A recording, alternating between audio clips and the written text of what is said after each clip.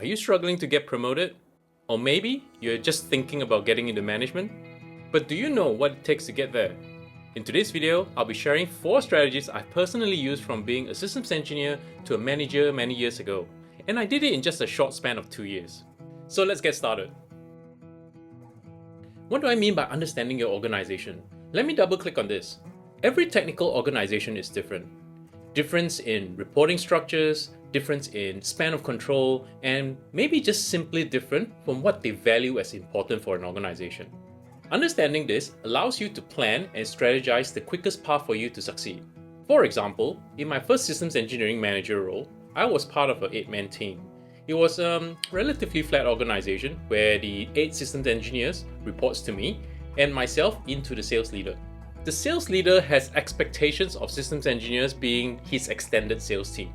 If possible, he would rather have them focusing 70% of their time selling and 30% of their time on technical solutioning. So while I was being considered for the role, I needed to align myself to exhibit to him that my skill set will align to his visions of what the systems engineers should be. I made sure that my activities and my leadership principles were more sales oriented rather than technical focused. Again, there isn't one size fits all answer here, and only you can figure out the different needs and adapt accordingly. It is also critical for you to find and build relationship with a person of influence in the leadership ranks that could actually coach and vouch for you. What do I mean by that? When leaders have discussions on promotions, it is rare that the decisions are made in isolation. It is often in consultation with fellow peer leaders, so in order for anybody to have a chance at promotion, someone in the leadership circle must be able to put your name forward. So if you haven't found that someone, it's probably a good time to start looking around. Visibility comes in many ways. During my early days, I was lucky to be part of a sales team that was consistently winning big deals, and that helped put me on the map. While it was a team effort, I was seen as the technical wizard that made it happen. As a result, I was highly visible to not just my leader, but other business leaders across all functions as well. Assuming you are not on such a team, you can work your magic differently. You can take on initiatives or assignments that are outside your scope of work that will benefit a larger group. And assuming you succeed at it, that's another way to get seen.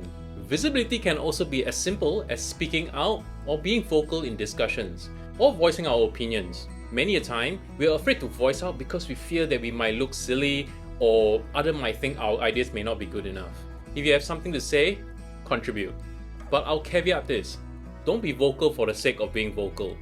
For example, do not parrot or paraphrase somebody else's idea or opinion just to be visible. Remember this. Before saying anything, assess if what you're about to say is going to add any value to the discussion. If it's not, probably best to keep quiet. Here is another example. When raising an issue, don't just leave it as that. Are you expecting somebody else to come up with an idea to fix it? Most leaders I know don't enjoy problems being surfaced without a possible solution. So if you are bringing up an issue, make sure you have an idea for a solution as well.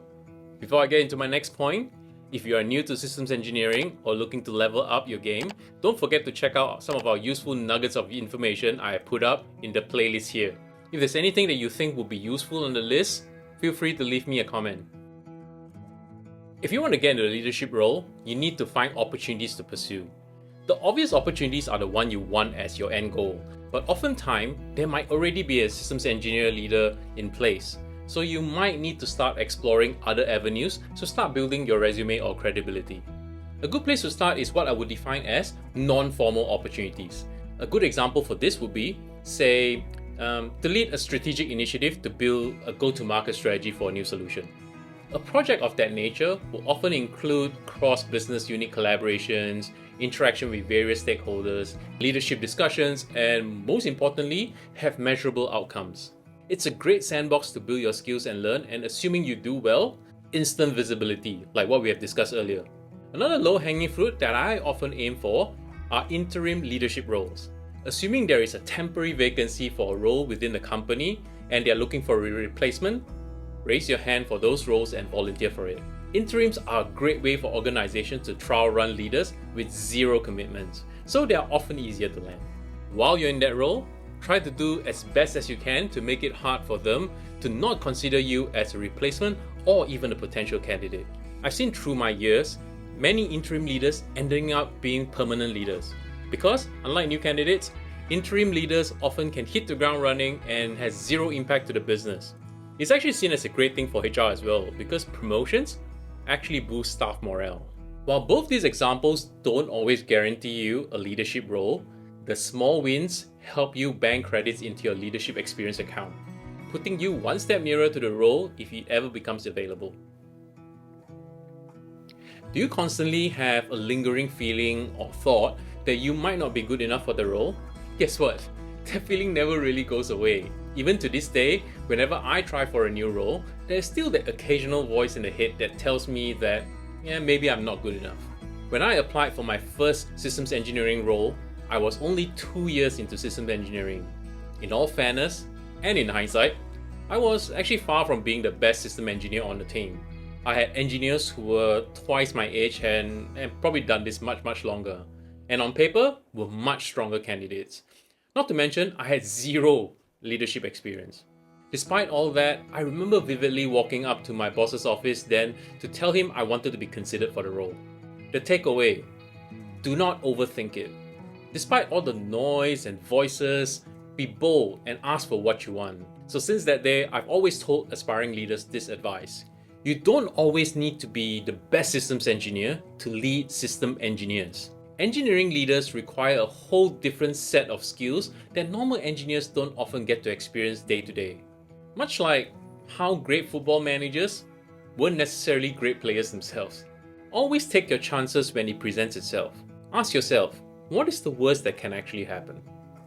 So that's all I have for you today. Hopefully these tips have been helpful for you aspiring leaders out there. And as always, thanks for tuning in, and I'll see you guys on the next one.